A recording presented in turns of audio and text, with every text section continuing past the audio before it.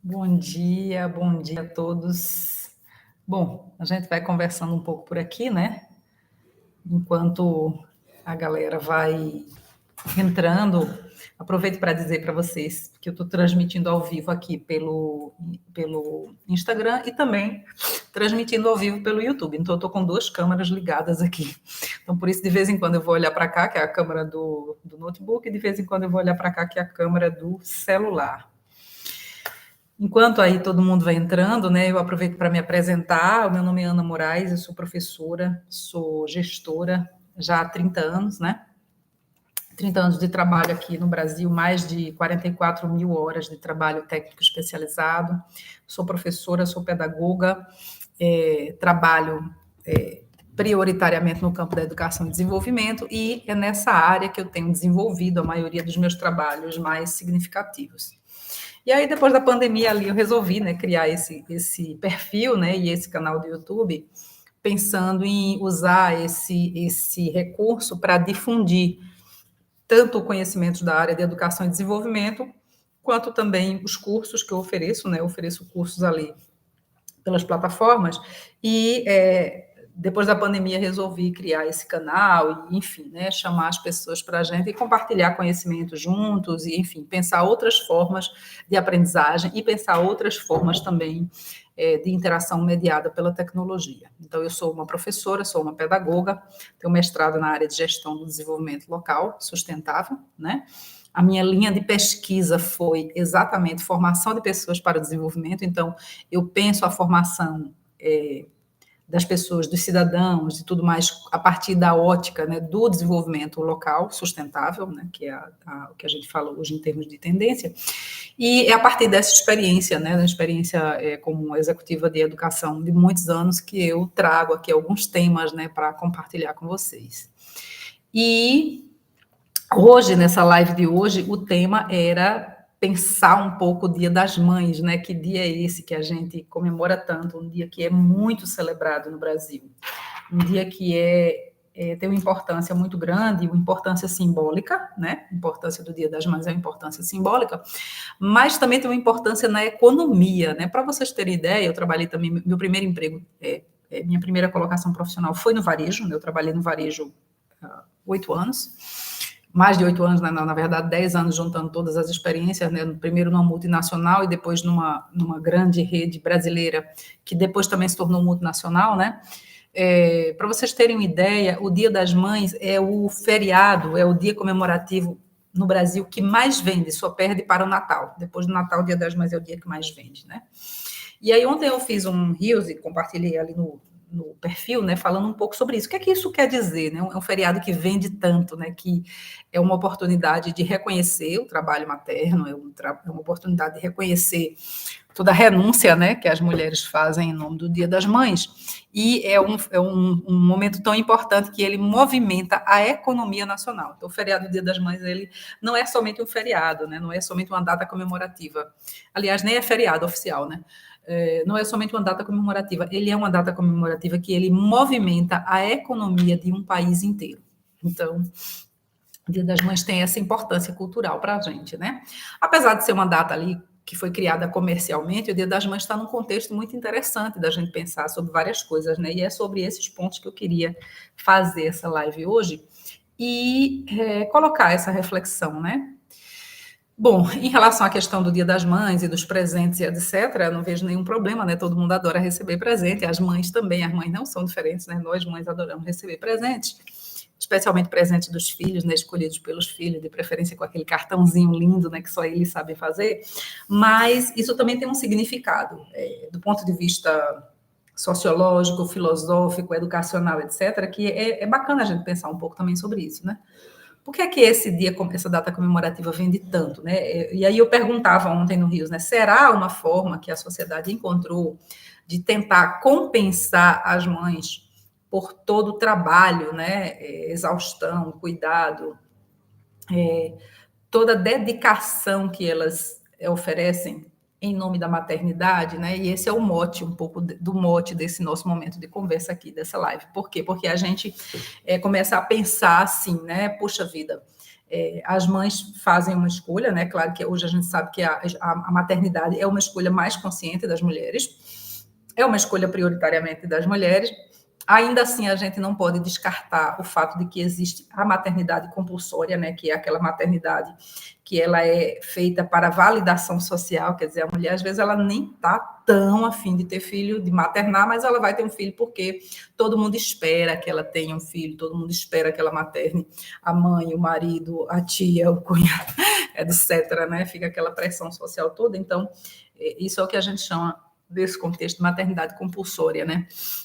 Mas, enfim, mesmo sendo ali a maternidade uma escolha da mulher, né, nesse sentido, a gente não espera que a maternidade seja um ato isolado, né, seja um fardo, seja uma responsabilidade a qual a mulher tem que responder sozinha, por N motivos, né, por N motivos. A gente sabe que ter um filho é difícil, criar um filho é difícil, e é claro que toda maternidade ela não se pensa isoladamente, ela se pensa no contexto do casal, né? Seja um casal tradicional, seja um casal que tem suas outras escolhas, enfim, né? Anyway.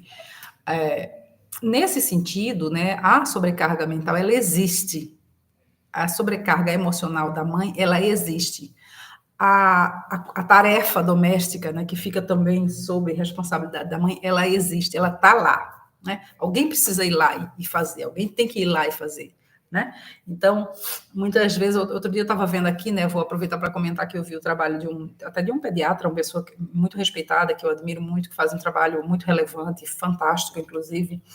Tem um pediatra muito conhecido no Brasil que ele falava, mas tem que ter conscientização sobre a divisão das tarefas domésticas, principalmente quando a mãe está ali no puerpério, né, que tem um bebê, né, o pai tem que se conscientizar. E eu falei, não se conscientizar não, ele tem que ir lá fazer, né, a tarefa está lá, alguém tem que ir lá e fazer, alguém tem que ir lá e trocar a fralda do bebê, alguém tem que ir lá e fazer o leite, alguém tem que ir lá e tirar o lixo.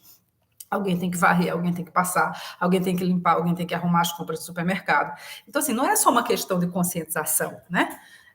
Esses grupos de WhatsApp, né, que tem aí de paternidade ativa, olha o nome que criaram, para vocês terem ideia de como a coisa estava complicada, né? Não está complicada e séria.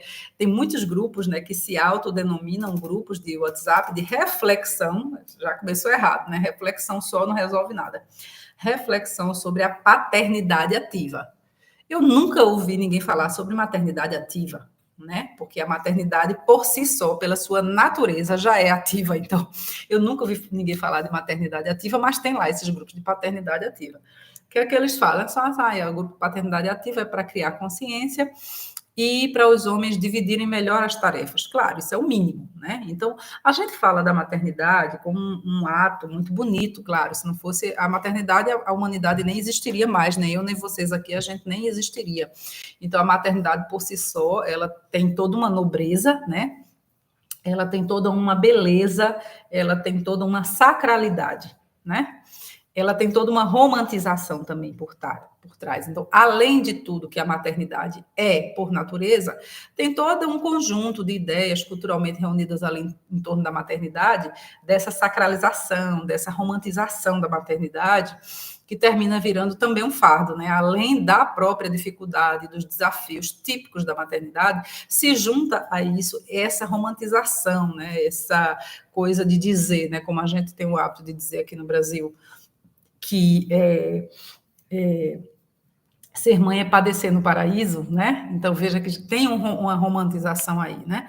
E muitas mulheres que falam hoje sobre a maternidade real. Eu acho que é muito importante, né? Uma coisa da maternidade real é ter essa noção muito clara, né, de que a maternidade tem suas belezas, tem o amor envolvido, tem a questão do sonho de maternar, para as mulheres que têm o sonho de maternar, mas também tem seus desafios, né? Tem suas dificuldades, e é para isso que muitas mulheres não se preparam, né? Muitas vezes a mulher termina sendo mãe assim no susto, né? A gente vê aí o número de gravidez na adolescência que vem caindo no Brasil, felizmente, graças a vários trabalhos de conscientização e de prevenção, mas você vê muitas vezes assim uma mulher que está na faculdade, eu já tive alunas grávidas, né, que elas estavam ali indo para a aula, assim, nas últimas, porque engravidou sem esperar e estava ali como aluna, né? É claro que a lei protege, de algumas formas, né, a mulher grávida para que ela seja protegida socialmente nesse momento, que não é só um momento bonito, mas também é um momento de vulnerabilidade.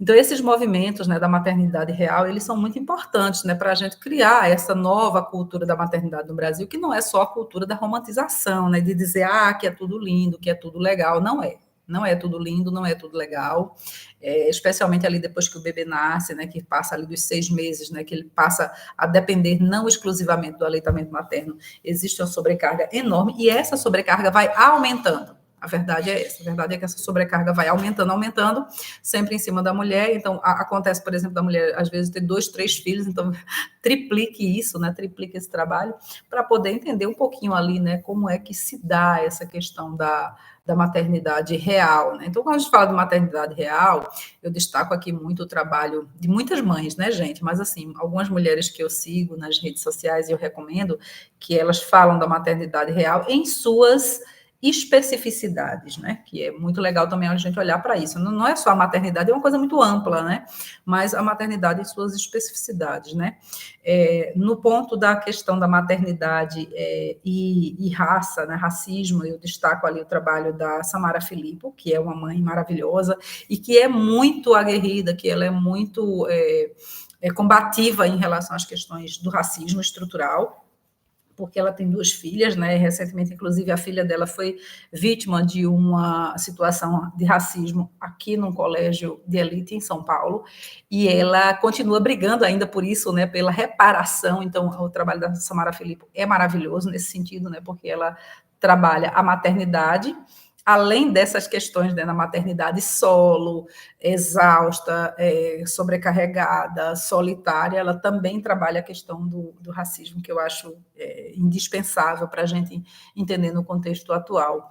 A Andrea Werner, todo mundo conhece, a Andrea Werner começou ali com o Lagarta Vira Pupa, ela é uma mãe atípica que tem um filho atípico, né, ela tem um filho com autismo, e a Andrea Werner tem todo um trabalho, né, de conscientização sobre o autismo especificamente. Então, aqui a gente está falando da maternidade atípica, então é uma especificidade, né, dessa maternidade, que é a maternidade que, além de reunir os desafios típicos da maternidade em si na cultura brasileira, ela adiciona uma camada extra de complexidade, que é você ser mãe de uma criança, de um jovem com deficiência, né, de uma pessoa com deficiência. E aí é um trabalho muito interessante, porque a André hoje ela é deputada aqui pelo estado de São Paulo, e ela tem um trabalho também legislativo, né? Ela tem um diálogo, ela tem um debate, ela tem uma escuta, ela tem uma relação com a comunidade de mães atípicas que acho muito interessante. Então, se tem alguma mãe atípica aqui assistindo, é legal também acompanhar o trabalho da Andrea Velli.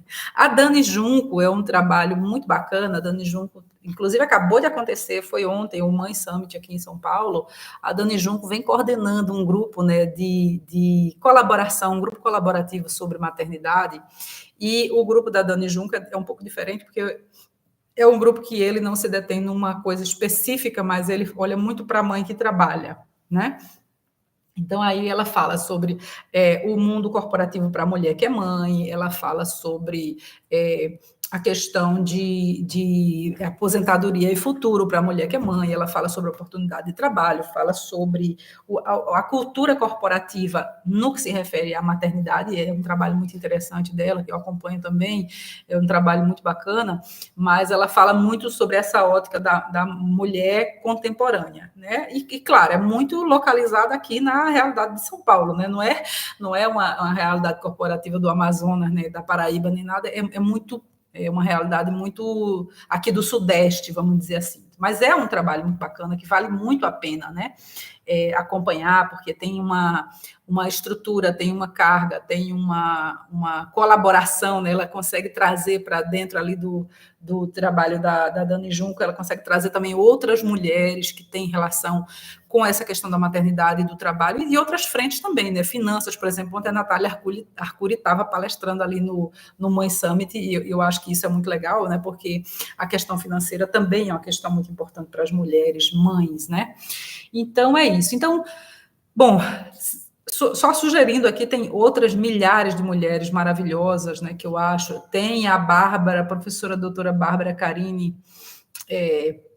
que o perfil dela é uma intelectual diferentona, é uma mulher brasileira, baiana, negra, maravilhosa, né?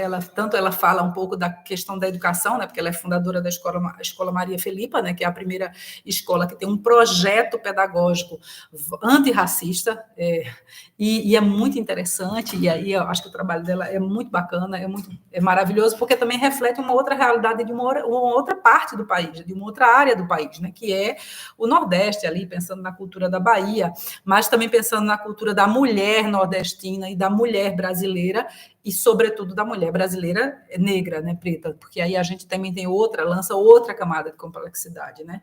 E ela tem um trabalho maravilhoso, porque ela fundou a Escola Maria Felipa, que é uma escola muito bacana, um projeto maravilhoso, inclusive abriu agora, acho que foi no ano passado, abriu a segunda unidade no Rio de Janeiro, que é onde eu acho que assim reside, né, ali um trabalho de muito combativo, mas também de resistência, de criação e tudo mais. Ela é autora simplesmente desses 2 livros que já foram premiados, que são livros maravilhosos aqui, ó. Esse aqui é a leitura obrigatória para quem é professor, né? Eu sou professora, então tem que estar aqui na biblioteca, que é o Como Ser um Educador Antirracista, da professora Bárbara Caroline, um livro sei lá, não sei nem o que dizer, acho que é básico, né, para a gente, e ao mesmo tempo muito avançado, né, quando a gente olha assim, né, a realidade brasileira da escola, né, e da educação como um sistema de valores que muitas vezes perpetua algumas culturas que são muito nocivas, né, para o futuro do país e o desenvolvimento. E ela tinha lançado nesse evento que eu fui no ano passado também, esse outro livro aqui, que é o Querido Estudante Negro, da professora Bárbara Carini. Vou colocar aqui também para vocês verem como é um livro também centrado na pessoa do estudante, centrado nos desafios de aprender na escola, né? Do quanto é difícil ser uma criança negra numa escola, seja ela uma escola pública, numa região vulnerável, ou seja, uma criança negra numa escola de elite. Enfim, eu acho que aqui é uma literatura muito bacana, que vale muito a pena, e eu recomendo que vocês vejam. Então, esses perfis dessas mulheres são perfis de mães, mulheres mães, que cada uma na sua especificidade, né, no seu recorte da maternidade, traz ali, lança um pouco desse desafio, né, do que é a maternidade no Brasil hoje. Então, resumo geral, para poder a gente entrar ali, né, em como melhorar, em como ter uma vida com mais bem-estar, né, porque a ideia aqui era a gente discutir um pouco, né, esses desafios da maternidade, né, quais são os impactos da maternidade no bem-estar, na saúde mental materna, mas também pensar, assim, que soluções que existem, né, porque senão a gente fica preso ali naquela como é que eu digo, né, patinando somente no problema sem enxergar algumas soluções. Então, a maternidade no Brasil é isso, é uma coisa idolatrada, sacralizada, romantizada, todo mundo acha lindo ser mãe, mas se você for em um hospital às 4 da manhã, numa emergência pediátrica, você vai chegar lá e você vai encontrar só mulheres, 99%, 99,9% mulheres com seus filhos, talvez 100%, tá? Eu não disse 100% para não parecer muito rigorosa, mas é provavelmente 100% de mulheres que você vai encontrar. Se tiver uma reunião de famílias, hoje na escola do seu filho, e você for lá, você vai encontrar 90% de mulheres, 99% de mulheres, né? Essa é a verdade. Então, é isso, né? A maternidade, ela vem no Brasil com todos esses desafios, né? Da afirmação ali do movimento pós-feminista, mesmo depois de muitas conquistas, mas a maternidade ficou um lugar intocado, um lugar quase que sagrado, que ninguém queria mexer nessa cumbuca, ninguém queria criticar, ninguém queria dizer nada. E de uns 10 anos para cá, a gente começou a perceber esse movimento de questionamento, né? Mas afinal, o que é a maternidade brasileira? O que é ser mãe para a mulher brasileira? Como é que uma brasileira materna, uma mulher brasileira materna, como é que a maternidade acontece no contexto socioeconômico brasileiro, mas ao mesmo tempo também no contexto biopsicossocial da mulher brasileira. Então, isso é o que nos move hoje, a gente colocar isso em discussão, mas colocar isso em discussão criticando, né, e sendo combativo com os aspectos que vale a pena criticar e ser combativo, mas também com uma leveza de pensar, né? Tudo bem, é isso que está posto aí. O que é que a gente faz para melhorar, né? O que é que a gente consegue fazer para tornar a maternidade ainda melhor, né? Ou para aliviar a sobrecarga de trabalho que afeta a maternidade e que rouba o prazer de ser mãe, porque nenhuma mulher dá conta de fazer tudo sozinha, principalmente quando ela tem 1 ou 2 filhos, ou mesmo quando ela tem apenas um filho, mas é um filho com deficiência, como é, por exemplo, o meu caso. Eu tenho um filho com TEA, né, que é o meu filho tem hoje 18 anos, acabou de fazer 18 anos, né, mas durante muito tempo foi uma maternidade, vamos dizer assim, solitária, porque eu fazia tudo e ainda faço muita coisa sozinha, né? Então, meu filho e minha filha, eles constituem essa maternidade atípica para uma atípica, né? A minha filha não tem nenhuma condição, então para a gente lança uma linha, uma camada de complexidade maior, né, sobre essa história da maternidade, porque cada mãe tem seus limites, seus desafios, né? E a maternidade vem disso, né? Vem de ter esses limites e desafios aí, né? Que a gente consegue enfrentar diariamente. Mas para além disso, né? Falar de saúde, de bem-estar materno é ainda algo em construção no Brasil, né? Aí eu vou pegar aqui para mostrar para vocês o meu livro aqui. Esse é o livro que eu lancei no ano passado, Reinventando a Felicidade. Não é um livro sobre a maternidade especificamente, mas é um livro que fala de saúde e bem-estar e de felicidade e de contentamento a partir de uma ótica contemporânea, né? Ou seja, um livro escrito do meu ponto de vista. Qual é o meu ponto de vista? Uma mulher brasileira, nordestina, branca, mãe, e que enxerga na maternidade toda uma estrutura social que também veio da minha experiência de ser filha, né, de uma mulher também brasileira, nordestina, negra, e em Pernambuco, né, que é um estado do Nordeste, uma mãe de 11 filhos, né, 13, porque 2 faleceram, nós somos 11 filhos lá na minha casa, eu sou a mais nova dos 11 filhos, então tem toda uma experiência aí nesse lugar, né, e eu pensava, puxa vida, o que é que faz uma mãe mais feliz, né, o que é que pode fazer uma mãe mais feliz? É claro que a própria maternidade em si, ela é algo que nos traz muita realização, sentimental, emocional, né? A maternidade é algo que eu digo assim, ela não está sujeita a nada. A maternidade, ela é uma decisão e ela tem suas próprias regras, ela está movimentada pelo seu próprio desejo de maternar. Então, muitas mães, né, muitas mulheres que fazem a opção de ser mãe, de maternar, elas têm suas próprias regras internas e isso resolve tudo. Inclusive, resolve também, de um certo ponto de vista, a questão da sobrecarga, né? Porque quando a gente assume o desejo de maternar, a gente geralmente nunca conta com ninguém, porque na nossa cultura brasileira a gente sabe que é isso, né? Você vai ter filho, você sabe que você vai estar sozinha.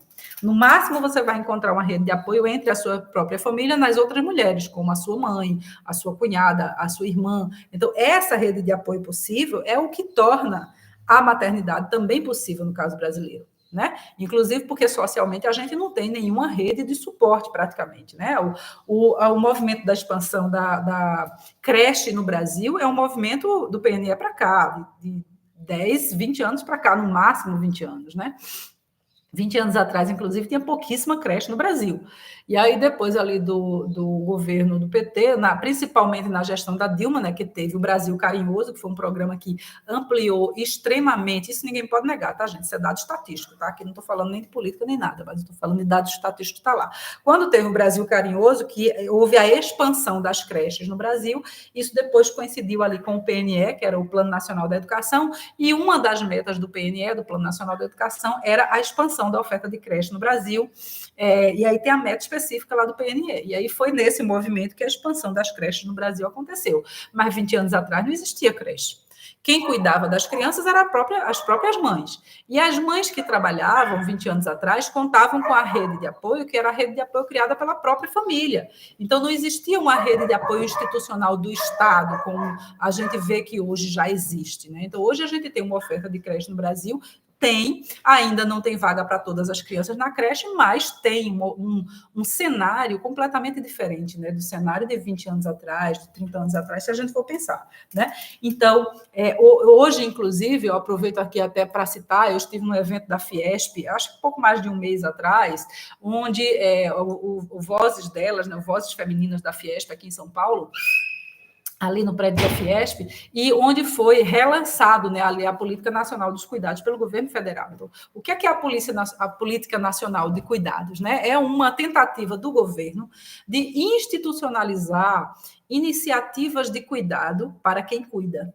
Porque quando a gente fala da maternidade, a gente não está falando somente da maternidade em si, né? A gente está falando da economia do cuidado, e aí isso, né, da economia do cuidado é uma coisa interessante, porque é muito o que a Dani Junco fala aqui no movimento, como eu falei, né, que teve o Mãe Summit ontem, né, da economia do cuidado, e a economia do cuidado é uma coisa maior do que a maternidade, né, porque a economia do cuidado, ela atinge todas as tarefas de cuidado, né, aquelas as tarefas de cuidado não remuneradas, né, que acontecem ali, né, no âmbito privado e que são um trabalho não remunerado, né, que é realizado prioritariamente, predominantemente e principalmente pelas mulheres, né?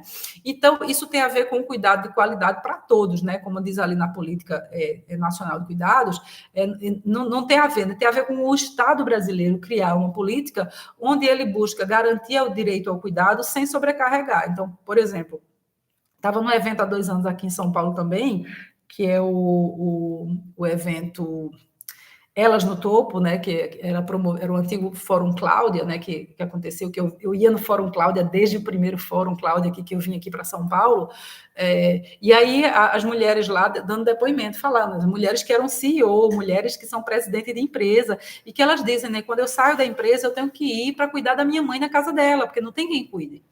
Eu tenho que ir para cuidar da mãe do meu marido, que ela mora com a gente. Então, quer dizer, não estou falando somente de uma mulher que é caixa do supermercado, estou falando de CEO, de mulheres, de médicas, de professoras, de todas as mulheres que puxam para si toda essa gama de cuidados, né, que estão ali no âmbito da lei da economia do cuidado, e que elas realizam, por quê? Porque também o Estado não se faz presente nesse campo. Então, bom, resumo da ópera, né? Foi lançada agora, no final de 2024, a Lei 15.069 de 2024, né, que é a Política Nacional de Cuidados. Essa política visa garantir o direito ao cuidado, promovendo a corresponsabilidade social entre Estado, família, setor privado e sociedade civil. Né? Ou seja, finalmente o Brasil Bom, ele lançou a política, né? Se ela vai acontecer, se ela vai dar certo, aí são outros 500, né? Mas vamos lá. O objetivo da Política Nacional de Cuidados é reconhecer, reduzir e redistribuir o trabalho não remunerado de cuidado, que é realizado principalmente pelas mulheres, garantindo ações ali de acesso ao cuidado de qualidade para todos, independente da sua situação socioeconômica, situação de gênero, raça, condição física, etc. Né? Mas, por exemplo, essa é uma política que ela toca diretamente às mulheres no que se refere aos cuidados com idosos. Né? E a gente sabe que a população brasileira é uma população que está envelhecendo, né? A gente não tem mais a taxa de natalidade do Brasil, gente, caiu de 5 para 1,9.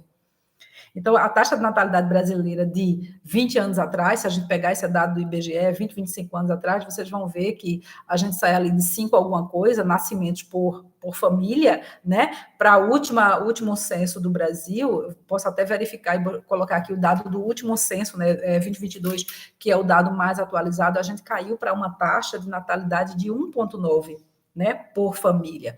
Então, é uma redução brusca, ao mesmo tempo também os avanços, né, da qualidade de vida, da ciência principalmente, estão permitindo aí que a gente tenha uma vida mais longeva, né? Então, como é que essas pessoas idosas vivem em sociedade no Brasil? O Brasil não tem casa de repouso, o Brasil não tem políticas públicas, não tem cidades pensadas para idosos. A gente vê aí que tem aí as primeiras experiências de cidades que são cidades acolhedoras para pessoas com mobilidade reduzida, com deficiência, etc., que são cidades para o envelhecimento, para essa etapa aí, né, de mais longevidade e tudo mais, né?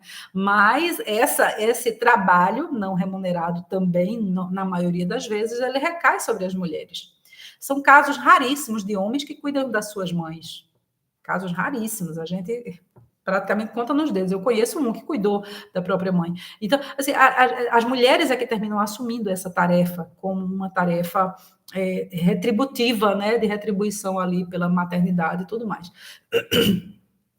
Bom, a Política Nacional de Cuidados, ela tem, né, assim, as linhas, eu vou falar aqui rapidamente, porque a política é um material muito grande, não é especificamente o foco, mas a gente vai pensar um pouco assim, no que é que tem a ver com as mulheres, né? Primeiro, o direito ao cuidado, né, o direito ao descanso, ao repouso, ao tempo de ócio, realmente a esse break, né, essa parada que é necessária para o corpo e a mente não colapsar. Então, a gente fala aqui um pouco também de saúde mental, né? Falando da saúde mental das mulheres, porque a saúde mental das mulheres ela é tão afetada, de um lado, por essa sobrecarga, de outro, por esse excesso de expectativas que existe em torno das mulheres, né? E principalmente da maternidade, né? Por outro lado, a falta de equipamentos de suporte, né? E de infraestrutura e rede de apoio, né? E aí isso tudo isso tudo culmina com o quê? Né? Com uma exaustão gigantesca, com o adoecimento, e como a gente falava, né, que o bem-estar é uma condição biopsicossocial. Bio, porque é biológica, nós temos o nosso corpo físico para tratar, para cuidar, né?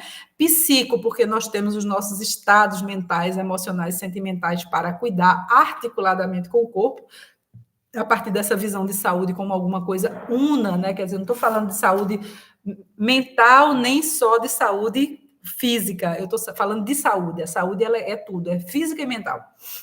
Não existe uma cabeça boa com corpo doente e vice-versa. Então, os gregos já diziam, mens sana in corpore sano.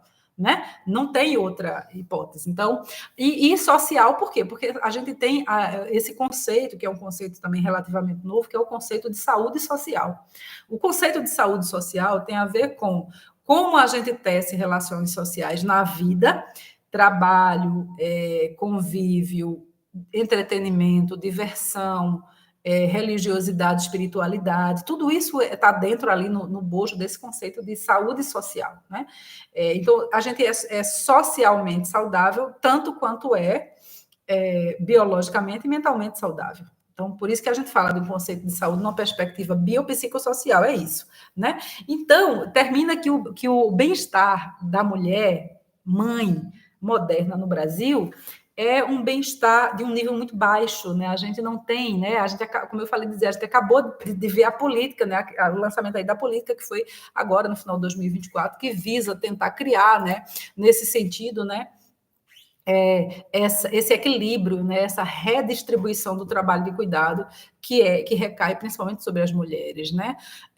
Garantir o trabalho decente para os cuidadores, né? Porque assim o cuidador não é somente com os filhos, mas também com os pais, porque geralmente a mulher depois ela começa a assumir o cuidado com os filhos, com os pais, às vezes com a família estendida, porque não tem ninguém que faça, e o Estado também se faz ausente nessa perspectiva. Então, a gente fala da Política Nacional dos Cuidados como uma iniciativa maravilhosa, no caso do Brasil, né? Espero que dê super certo, é claro, mas que finalmente isso traga resultados do ponto de vista dessa saúde mental, corporal, biopsicossocial e do bem-estar das mulheres, porque de fato isso é o que a gente hoje precisa, né? As mulheres precisam de ter um pouco mais de tempo para si.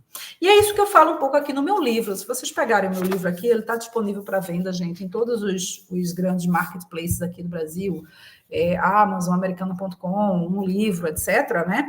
É um livro que fala um pouco sobre como a gente encontrar a felicidade, apesar dos desafios, inclusive na maternidade também. Então, tem 2 capítulos aqui, né, que eu destaco, né? Um é o capítulo 6, né, que eu chamo de Deixe seus pais orgulhosos, né? Que vale também para os nossos filhos, né? Que é uma lição que eu tento passar para os meus filhos também, né? O que é que vocês estão fazendo pelo futuro de vocês, mas também pela nossa relação de mãe e filha, de mãe e filho, né? Qual que é o papel de vocês nisso? O que é que eu espero de vocês? Porque os filhos também não podem esperar que os pais sejam só serviçais dele. Então, uma coisa que é muito boa para a saúde mental feminina é não ser serviçal dos filhos.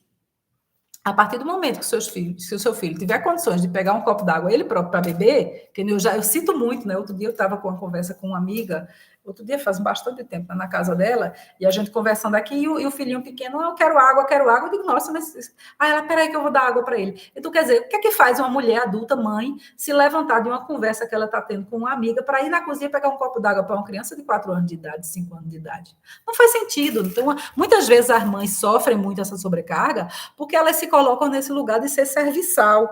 E a mãe não é serviçal dos filhos.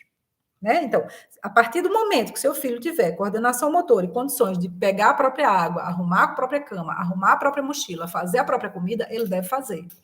Porque isso também vai aliviar a sua vida, né? Dessa carga de trabalho gigantesca, imensa que tem sobre nós, né? Então, assim, a mulher não precisa ter que fazer tudo para a criança. Ser mãe não é fazer tudo para o seu filho. Ser mãe é sentar com ele e conversar, dizer, olha, a partir de agora você tem condições de pegar a sua própria água. É claro que você não bota um copo de vidro, você coloca no nível da criança. Tem todos os cuidados ali, né, que a gente tem, que são os cuidados de segurança dentro de casa, né? Mas, assim, a mãe não tem que... Né? Outra colega, uma vez, há um tempo atrás, estava conversando com ela e ela recebeu uma ligação e a criança puxando a roupa dela, puxando a roupa. Quer dizer, ela não tinha nem tempo de atender uma ligação, né? E aí a gente é professor, né, gente? A gente se mete em tudo, né? Eu chamei a criança e disse assim: olha, vem cá, espere, a sua mãe está ao telefone. Né? Então, assim, a maternidade não significa ser empregado de nenhum filho, a maternidade não significa ser empregado de ninguém. A maternidade significa trazer ao mundo uma outra vida que, inclusive, vai precisar ser autônoma em algum momento. E eu vejo muito isso hoje nessa geração. Eu sou da geração, eu sou uma geração X, né, gente? Então eu sou Gen X. Então a minha geração de mães e de pais ainda sofre com esse tipo de pensamento de sobrecarga, né? Que é pensar que a gente tem que fazer tudo para os filhos, que tem que proteger de tudo, que tem que dar tudo que dá para os filhos tudo que a gente não teve. Esse é o pensamento da nossa geração X. A geração milênio, ela foi além. A geração milênio, inclusive eu gravei um vídeo sobre a geração milênio ali no meu canal uns dias atrás, um vídeo que teve uma repercussão muito interessante, porque assim, a geração milênio, além de eles quererem dar para o filho tudo que eles não tiveram ou tiveram, porque a geração milênio é bem... da década de 90 para cá, né? Os millennials, os pais millennials, eles, além de eles quererem dar tudo para os filhos, eles querem fazer isso sem nenhum esforço. Então, eles querem que a sociedade produza esse lugar de segurança e conforto, eles querem que a família estendida produza esse lugar de satisfação e conforto, eles querem que a escola produza esse lugar de educação no geral, né, que a escola não é o lugar da educação ampla e completa de tudo, a escola é um instrumento, um equipamento social de educação, né? É da educação formal, mas a educação ela acontece em todo canto. Então, essa geração ela tem outra perspectiva de maternidade também. E é uma perspectiva também um pouco deslocada, né? Que, mas Ana, você está fazendo uma crítica? Estou fazendo uma crítica mesmo, porque eu lido muito com famílias millennials nas escolas que eu presto assessoria, que eu dou consultoria, e eu vejo como são pais despreparados. Né? Eles querem evitar a todo custo qualquer dor, sofrimento ou frustração dos filhos. Isso não é educar. Isso é muito mais deseducar do que educar. Isso é muito mais despreparado que preparar para a vida. Então, é essa questão da maternidade, né, quando ela se colocava ali nesse lugar de vou fazer tudo pelo meu filho, é uma visão também muito equivocada, que a minha geração trouxe também, né, porque essa coisa de fazer tudo pelo filho termina não sendo bom nem para o filho nem para a mãe.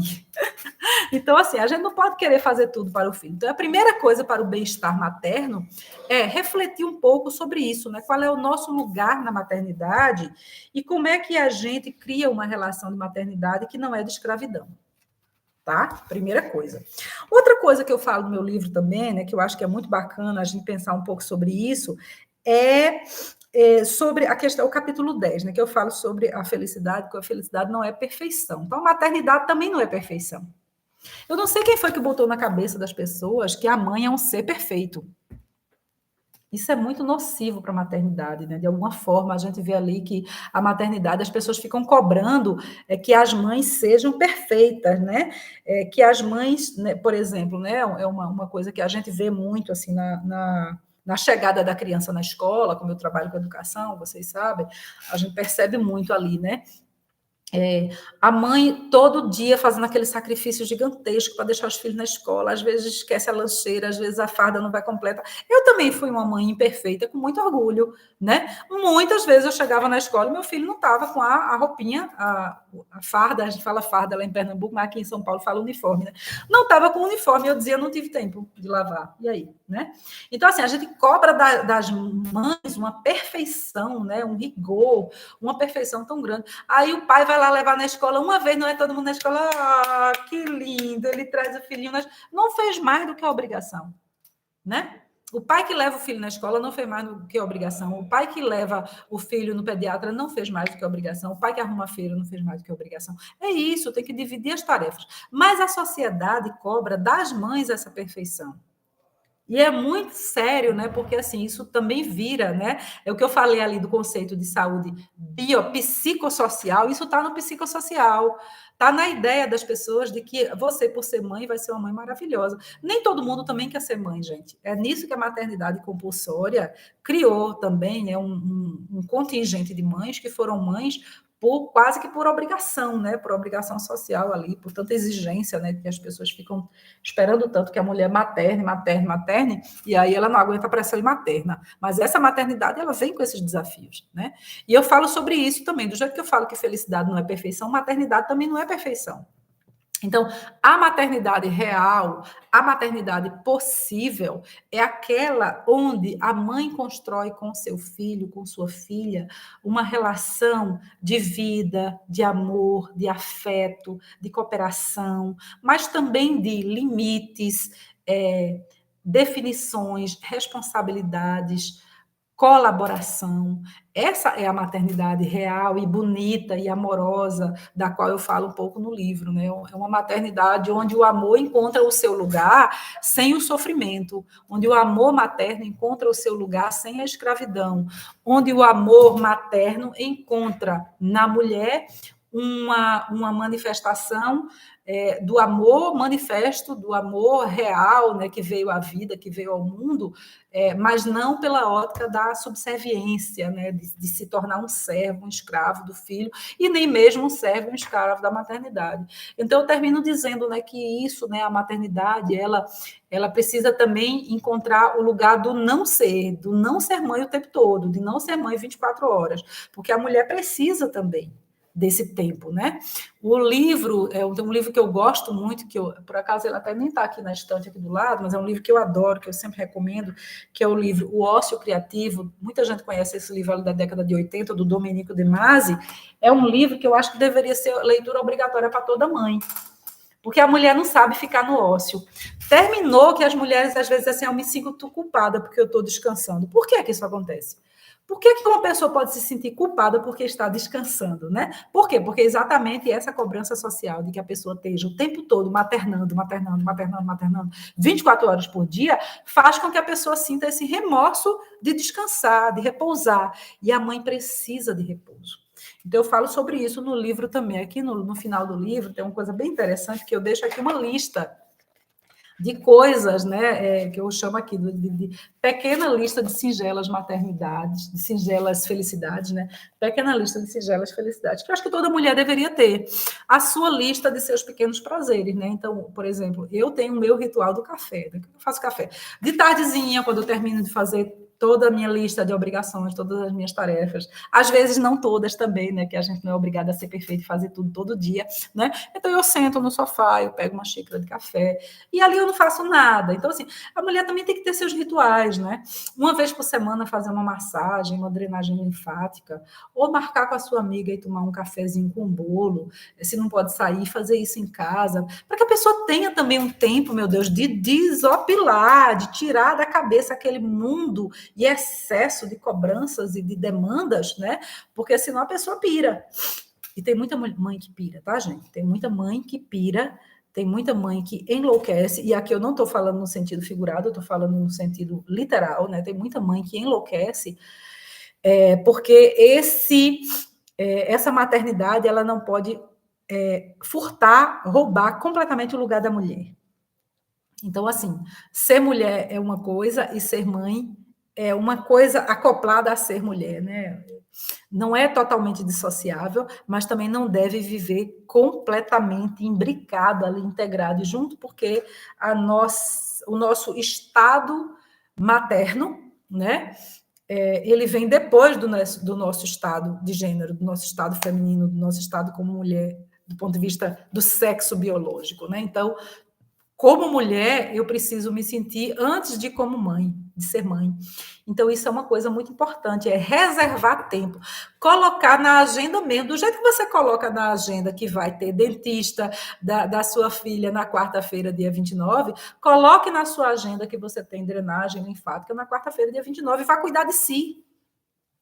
A mãe tem que cuidar de si também, a mãe tem que cuidar de si própria para que ela tenha condições de cuidar dos filhos, até que eles possam cuidar de si próprios também, né? É aquela história do avião que a gente está cansado de ouvir, mas nunca faz, né? Antes de colocar a máscara nos outros, coloque a máscara em si mesma. Antes de colocar o oxigênio nos outros, coloque o oxigênio em si mesma. Antes de prover cuidado para todos e tanta gente e todos os filhos, provenha cuidados para você própria, porque ninguém vai fazer isso por você. Se você é mãe, ninguém vai fazer isso por você. Nunca pense que seu companheiro, sua companheira, o pai dos seus filhos ou a mãe dos seus filhos com quem você divide a sua vida vai chegar e vai dizer assim, olha, marquei uma drenagem linfática para você, quarta-feira no salão, vai lá descansar um pouco, relaxar, ou marquei uma massagem relaxante, ou toma aqui um voucher para você ir tomar um café com chocolate na Copenhague ou em qualquer outro lugar, enfim. Né? Isso não vai acontecer. Se a mulher, se a mãe não fizer isso por ela própria, ela não vai viver esse momento. Então, eu acho que, assim, para terminar aqui, né, duas coisas muito importantes para a saúde e bem-estar materno, né? Uma é reduzir ela própria a sobrecarga de trabalho que ela acumula, designando para os filhos, e assim que os filhos tenham condições, é claro, né, que eu estou falando de uma criança a partir ali dos 5 anos, mais ou menos, né, que é uma criança que já está madura, né, ainda está amadurecendo cognitivamente, ela está aprendendo muita coisa ainda, está na primeira infância, mas é uma criança que já tem condições de fazer muita coisa sozinha, se vestir, colocar a comidinha dela no pratinho dela de plástico, pegar a aguinha dela no copinho dela de plástico, então, assim, coisas que a mulher não precisa estar fazendo toda hora para todo mundo. Então, ela também tem que ter essa consciência de reduzir ela própria essa sobrecarga de trabalho, né? E pedir que os filhos ajudem em casa também, né? Façam também a parte dele em casa, né? Então, não é porque eu estou em casa no sábado e está toda a minha família que eu tenho que ir lá sozinho fazer o almoço. Né? Eu vou dizer para o meu filho, por favor, coloca a mesa, porque ele sabe colocar a mesa. Minha filha, por favor, faça a salada, porque ela sabe fazer a salada. Né? Se ela não souber, eu ensino, e assim eu também vou criando uma cultura familiar de mais apoio, suporte, e de uma rede de apoio intrafamiliar, que é muito necessário. Então, primeira coisa, a mãe precisa aprender a redistribuir essa carga, ela própria. Né? E quando não der, não fazer, tá, gente? Assim, de verdade. Assim, não... Nossa, não deu para ir hoje comprar um peixe para fazer hoje na sexta-feira. Não, não vou, então come outra coisa. Né? E eu descanso, assim, eu também descanso. Agora, também não vale não fazer e ficar pilhada ali, pensando nisso o tempo todo, com remorso, porque não limpou a gradezinha da escada que estava com a poeirinha, não, pelo amor de Deus, né? Então, acho que tem que olhar para isso também com um olhar muito honesto e muito realista, né, para não se perder nessa história toda. E a segunda coisa eu acho que para a gente ter, como mãe, bem-estar biopsicossocial, né, para a gente ter, para a gente preservar, inclusive, a nossa saúde mental, é indispensável que a gente crie tempos e espaços para o nosso autocuidado. Então, primeira coisa, redistribuir a carga. A segunda coisa, crie tempos e espaços para o seu autocuidado. Sem isso, você vai colapsar rapidamente. E aí, no terceiro ano de maternidade, no quarto ano de maternidade, você vai se ver adoecida e mal. Por quê? Porque não preservou esses espaços e tempos de autocuidado que você precisava guardar para si. Isso, gente, porque eu estou falando aqui de maternidade, aqui, sem falar de dois aspectos muito importantes, né, que é a questão das mães que têm filhos PCD, né, e que é o meu caso, e também das mães e da questão da violência, né, que ser mulher no Brasil já não é fácil, imagina ser mulher e mãe no contexto de violência que a gente vive. Então, como esses são dois temas muito complexos, eu nem estou falando deles aqui, que é para não levar 4 horas falando, né, que a gente vai terminar daqui a pouquíssimo, e daqui a 2 minutos, e eu acho que isso é uma coisa que precisa também ser pensada, né? Mas é isso, para a gente preservar a nossa saúde global, a nossa saúde biopsicossocial, eu acho que a gente tem que ter esses espaços, tem que ter esses momentos em que é o nosso momento de autocuidado, de preservar, promover e cuidar da nossa própria saúde para que a gente possa, sim, maternar de uma forma amorosa, afetuosa, com cuidado, com prazer e tornar a maternidade algo um pouco mais leve do que tem sido para as mulheres no Brasil ultimamente. Então, eu acho que autocuidado é o que eu desejo hoje para todas as mães brasileiras. Espero que todas possam aí desfrutar, né, de uma maternidade mais saudável, mais bonita, mais leve e mais compartilhada. Isso é muito importante, né? Então, é isso, são 49 minutos de live. Eu agradeço a todo mundo que entrou aqui, ficou com a gente um pouquinho. Quem quiser depois pode assistir. A live vai ficar gravada aqui, tanto no canal do YouTube, no meu canal do YouTube, quanto aqui no Instagram. E eu fico à disposição para falar sobre esse assunto, porque é um assunto que eu adoro, porque é um assunto que mistura, né, os feminismos, humanidade, maternidade e educação e desenvolvimento, que é a minha área. E aí eu acho que isso é um tema crucial para as mulheres, não só mulheres no Brasil, tá? Mas para as mulheres de um modo geral, porque é isso que alimenta a humanidade inteira por aí. Muito obrigada a todo mundo que veio, tanto aqui no YouTube quanto aqui no Instagram. Um beijo no coração. Feliz Dia das Mães, mais um Dia das Mães de muita consciência e de muito autocuidado, de muito afeto, que a gente tenha afeto com a gente mesma, que as mães tenham afeto consigo mesmas e que a gente possa viver uma maternidade melhor e mais bonita para todos. Obrigada, gente. Fico à disposição. Quem quiser, assina meu canal lá do YouTube e compartilha aqui. Pode mandar pergunta depois que a gente vai conversando aqui pelas redes sociais. Um abraço grande, beijão. Feliz Dia das Mães para todo mundo.